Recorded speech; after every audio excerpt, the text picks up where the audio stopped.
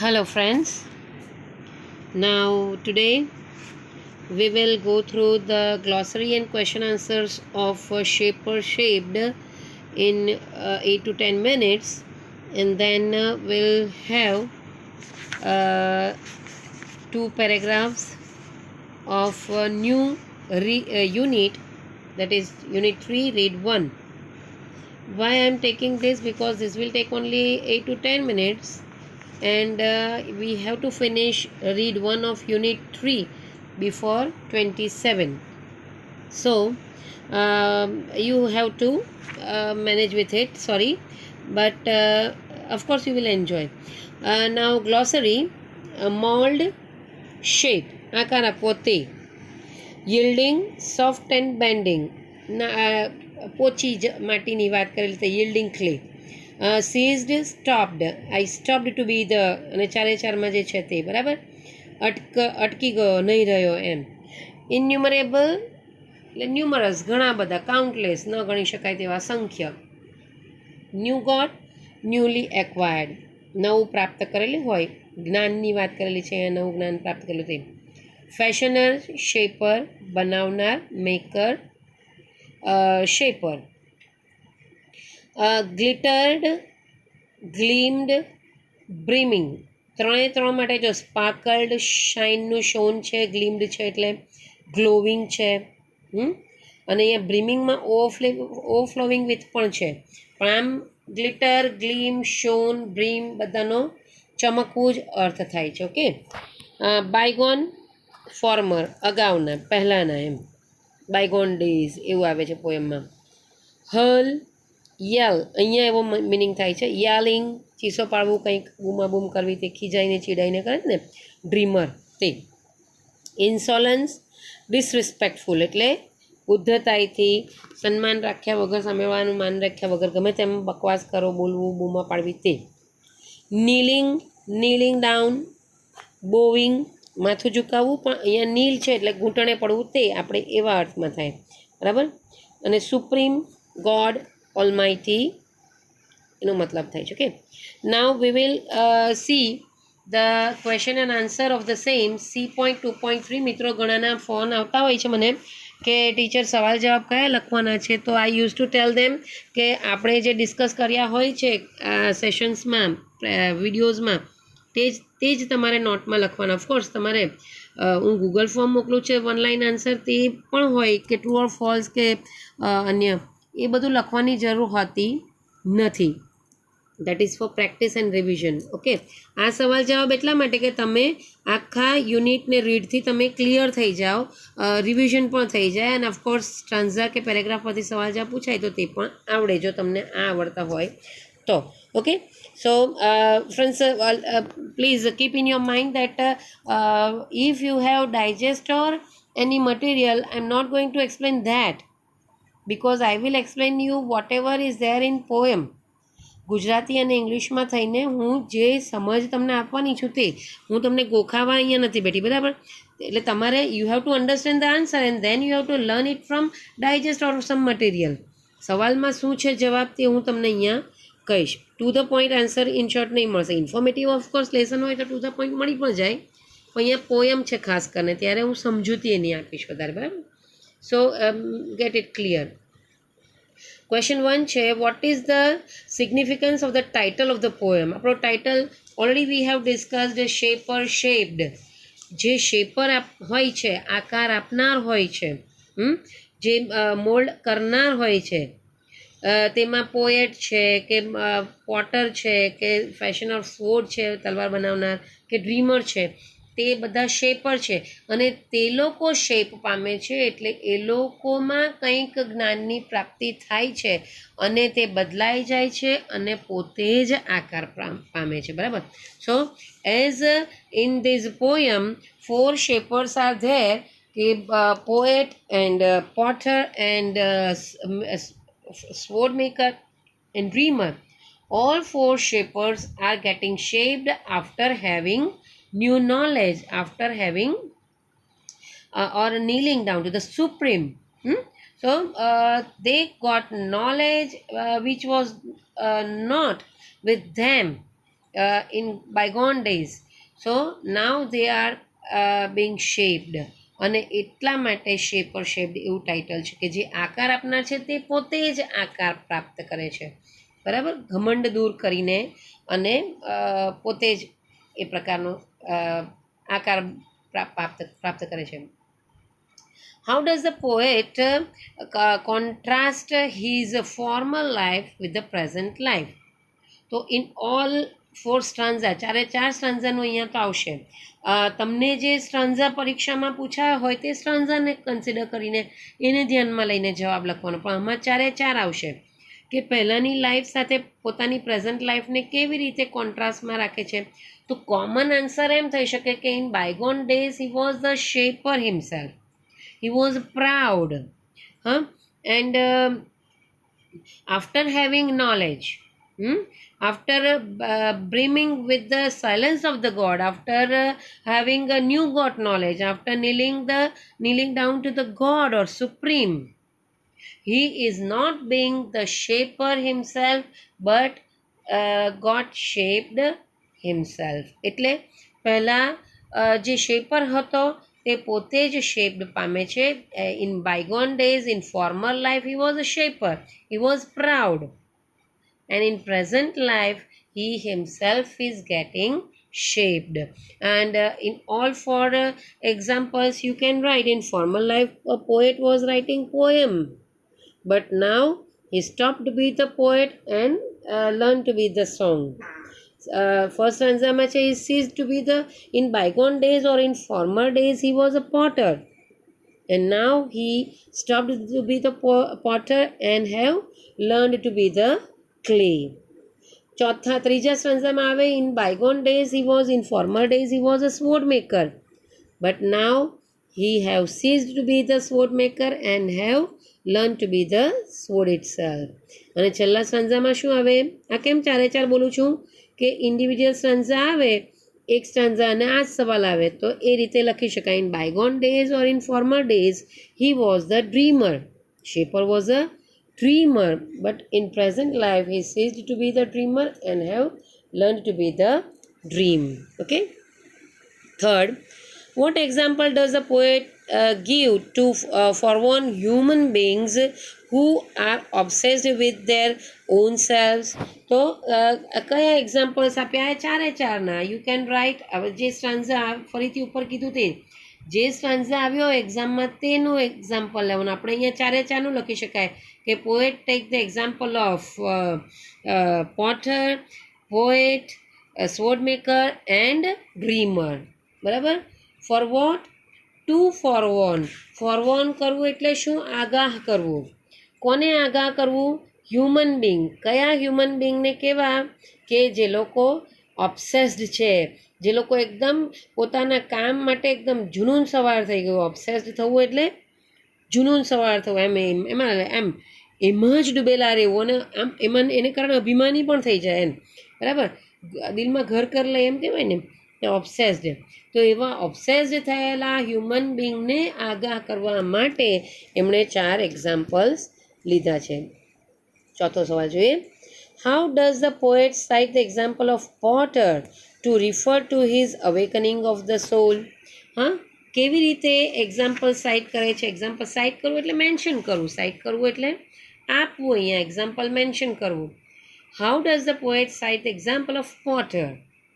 તો કેવી રીતે પોટરનું ઉદાહરણ આપે છે અવેકનિંગ ઓફ સોલ માટે?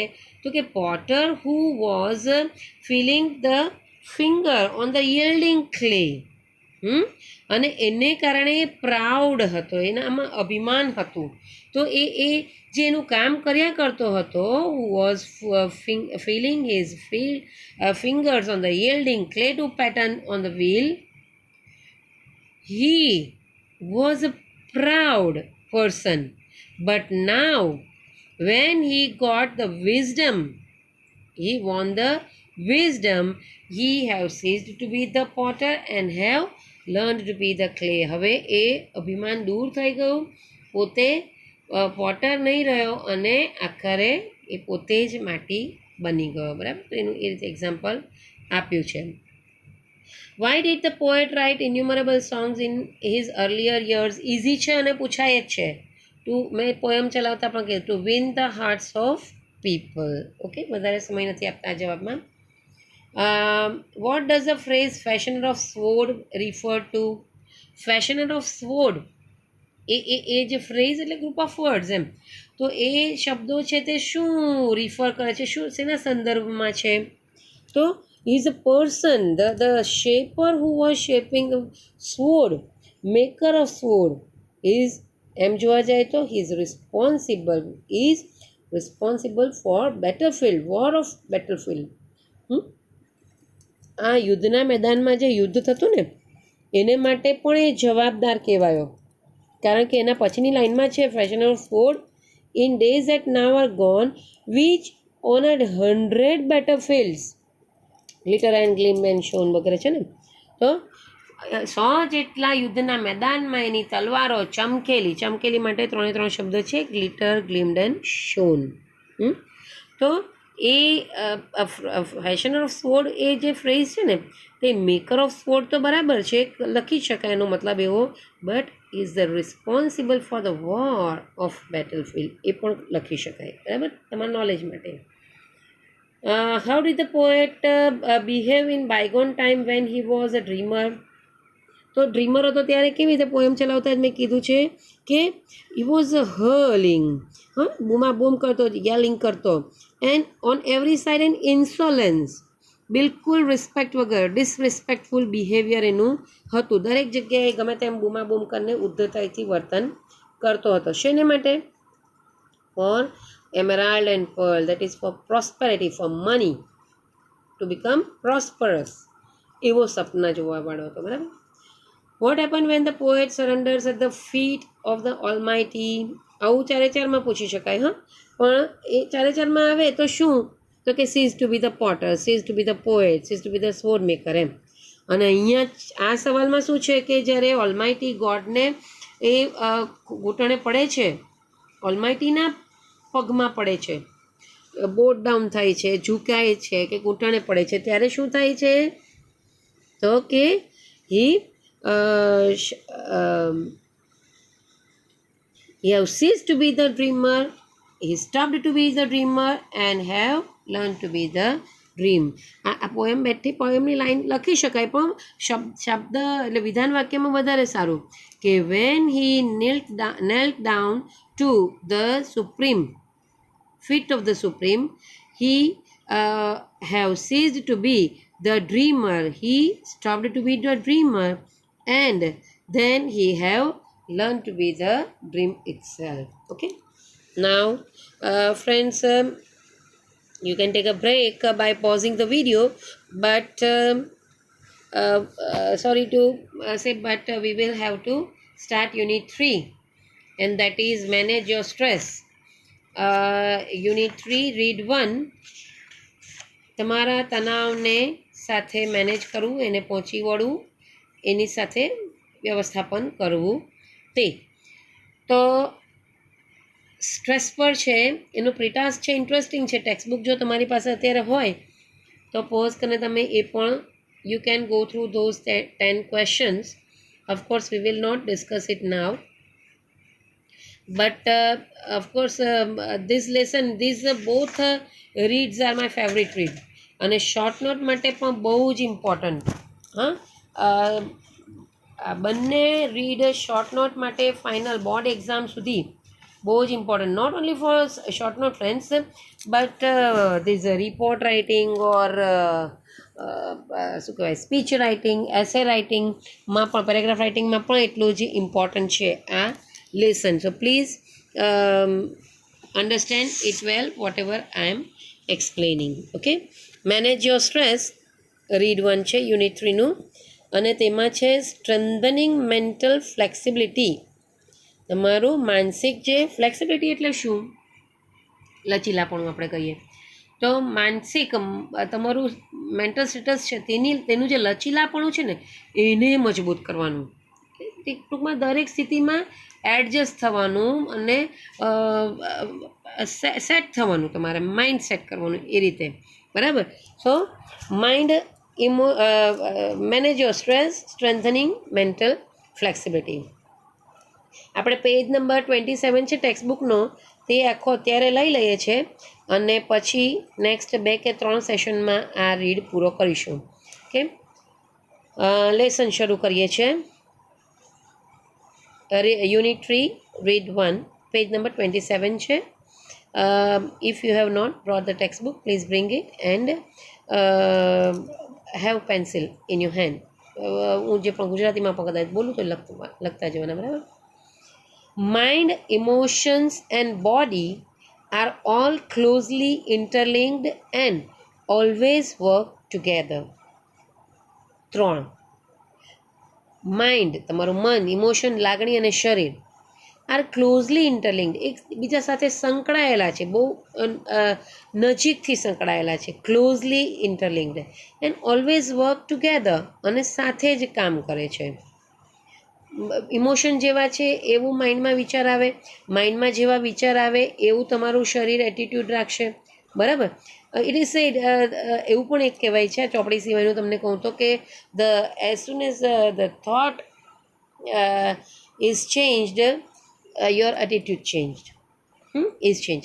તો તમારા વિચાર બદલાય એવું તમારું વર્તન બદલાય. તો અહીંયા માઇન્ડ, ઇમોશન, બોડી એકબીજા સાથે સંકળાયેલા છે એવું કીધું છે. It helps you distinguish them more clearly if you try to understand them separately. તમને એ મદદરૂપ થશે શેમાં? ડિસ્ટિંગ્વિશ ધેમ, ડિસ્ટિંગ્વિશ કરવું એટલે ઓળખવું એમ. આમ તો ડિસ્ટિંગ્વિશ તફાવત પણ સમજવો, ભેદ સમજવો એમ પણ થાય, પણ અહીંયા ઓળખવું આપણે લઈશું. ઇટ હેલ્પ્સ યુ ડિસ્ટિંગ્વિશ ધેમ, ત્રણને માઇન્ડને, ઇમોશન અને બોડીને, ત્રણને ઓળખવામાં વધારે સારું પડશે. ક્યારે?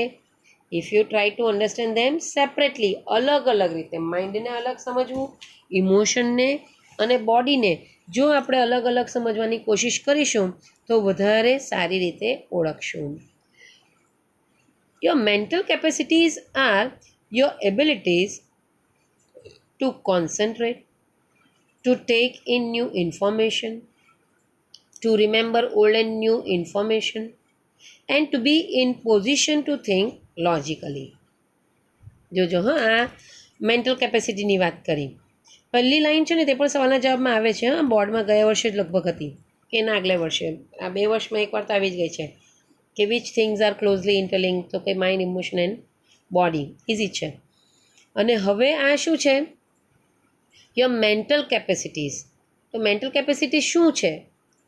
તો કે આર યોર એબિલિટીઝ, તમારી કાબેલિયત છે. મેન્ટલ કેપેસિટી છે તે શેની કાબેલિયત? ટુ કોન્સન્ટ્રેટ, ધ્યાન કેન્દ્રિત કરવું. To take in new information, મગજમાં નવી માહિતીઓ નાખવી. To remember old and new information, જૂની કે નવી માહિતીને પાછી રિમેમ્બર કરવાની, યાદ કરવાની.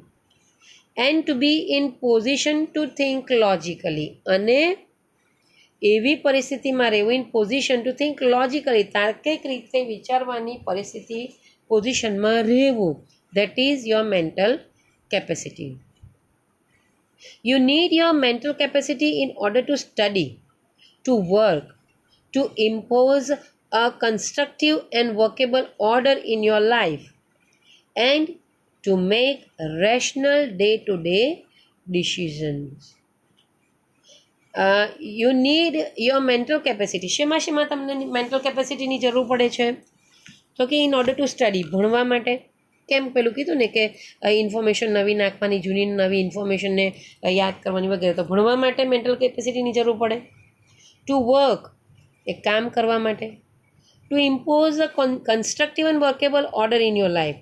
ઇમ્પોઝ કરવું, લાગુ કરવું, લાદવું. શું લાદવું, શું લાગુ કરવું? કન્સ્ટ્રક્ટિવ એન્ડ વર્કેબલ ઓર્ડર, રચનાત્મક અને કામ કરવા લાયકના જે પણ કામ, ઓર્ડર ઓન યોર લાઈફ, તમારા જીવન પરના જે પણ તમારા કામ કરવાના જે ઓર્ડર હોય છે, કન્સ્ટ્રક્ટિવ, રચનાત્મક હોય છે, તેને લાગુ કરવા માટે કે મારે આ કરવાનું છે, મારે આ જઈને કાલે આ કરવાનું છે, આ પતાવવાનું છે, આ શેડ્યુલ છે, આ પ્રકારનું છે એમ. And to make rational day to day decision, અને રોજબરોજના તાર્કિક નિર્ણય લેવામાં. બરાબર, બંનેમાં આપણે તાર્કિક લખી શકીએ છીએ. રેશનલ, લોજિકલ, તાર્કિક, તર્કસંગત આપણે કહીએ તે. જો આમ તો આમ એ રીતનું કંઈક હોય તે. તો and to make a rational day to day decision, એને માટે મેન્ટલ કેપેસિટી. બરાબર. મારી કાલે પરીક્ષા છે તો તમારું લોજિક શું કહે છે, રેશનલ તમારું માઇન્ડ, તમારું ડિસિઝન શું હોય કે I should study well, I should stop wasting my time, not to watch television or not to play game on mobile or whatever. તો આ પ્રકારનું આ રેશનલ ડિસિઝન તમારું માઇન્ડનું કહેવાય કે ના કાલે પરીક્ષા છે તો મારે વાંચવું જોઈએ એમ. બરાબર. Okay. Decision. For example, if you had the choice of walking. હવે આ જે છે ને કે ડે ટુ ડે લાઈફમાં રેશનલ ડિસિઝન લેવામાં પણ મેન્ટલ કેપેસિટી જરૂર પડે છે. તો એને માટેનું અહીંયા બહુ સરસ ઉદાહરણ આપ્યું છે. For example, if you had the choice of walking to work or taking the car, the fact that it was raining hard and you had a cold could lead you to the decision that it was better to take the car. બરાબર. આ rational decision થયું. શેને માટેનું? તમારે કામ પર જવાનું છે અને તમને ચોઈસ છે કે ઓપ્શન છે તમારી પાસે કે walking to work or taking the car. ચાલતા પણ જઈ શકો છો, 15 મિનિટનો રસ્તો હોય તો તમે ચાલતા કાયમ જતા હોય તો ચાલતા પણ જઈ શકો છો, અને ટેકિંગ ધ કાર કે પછી કાર હાયર કરી શકો છો. પણ અહીંયા પરિસ્થિતિની વાત કરે પછી, the fact that it was raining hard, બહુ ધોધમાર વરસાદ પડે છે, and you had a cold, અને તમને શરદી પણ, તાવ પણ છે શરદીનો. તો એ જ્યારે ફીવર હોય કે કોલ્ડ હોય ત્યારે રેશનલ ડિસિઝન શું આવી શકે છે તાર્કિક, કે ઓફિસે જવાનું છે, ચાલતો તો જઈ શકું છું પણ વરસાદ પણ પડે છે અને મને તાવ પણ છે, તો હું કાર decision that it was better to take the car. તો એ સમયે ડિસિઝન શું લઈ શકાય કે કાર લઉં તે વધારે સારું. બરાબર. That would be a rational decision, અને તે તાર્કિક નિર્ણય હોય છે based on the current circumstances. તમારી જે કરંટ એટલે પ્રેઝન્ટ, અત્યારની જે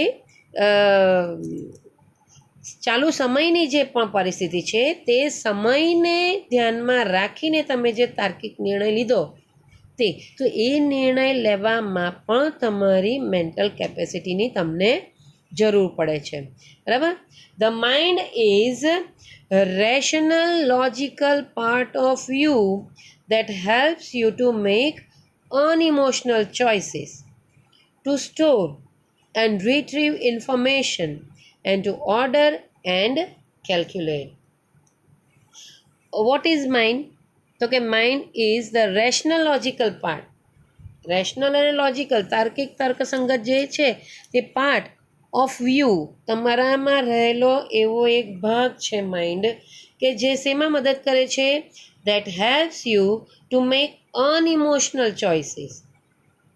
અનઇમોશનલ ચોઇસીસ લેવાનું એટલે એમ કે ના મારે તો પૈસા જાય, કારમાં હું શું કરવા જાઉં, મારે ખોટા 50 રૂપિયા ચાલ્યા જશે, તે થોડું ઇમોશનલ ડિસિઝન થઈ ગયું. પણ અહીંયા અનઇમોશનલ લેવામાં મદદરૂપ થાય. ના વરસાદ પડે છે ને મને તાવ છે તો હું શું કરવા 50 રૂપિયા ખર્ચું, તે વધારે સારું. એની જગ્યાએ તો મારા પર દવાના 100 રૂપિયા જાય તો એના કરતાં તો 50 રૂપિયા ખર્ચેલા સારા.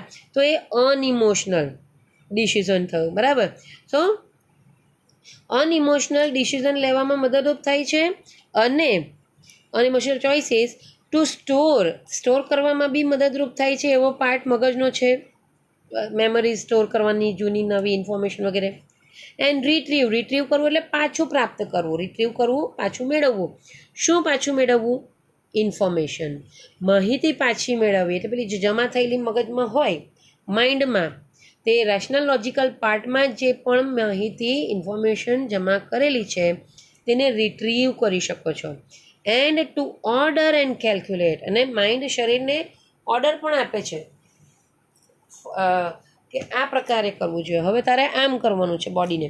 એન્ડ ઓફકોર્સ કેલ્ક્યુલેટ, ગણતરી કરવામાં પણ માઇન્ડ કામ કરે છે. એ આપણું રેશનલ લોજિકલ પાર્ટ આપણામાંનો છે શરીરનો. It is the counterpart to the emotion. Okay, so of course લાગણીનો એક કાઉન્ટર પાર્ટ છે, હાફ પાર્ટ છે, બરાબર. સો ફ્રેન્ડ્સ, ઓલમોસ્ટ 25-6 મિનિટ્સ થવા આવી છે. પ્લીઝ અન્ડરસ્ટેન્ડ ઇટ વેલ.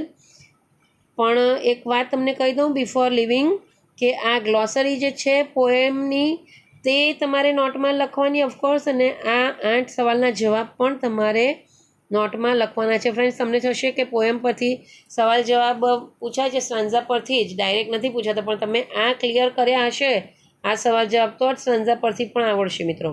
હા, એ ક્લિયર કરવાનું. અને આ લેસન હવે probably, most probably will take 2 sessions for finishing this read. Okay, thank you very much.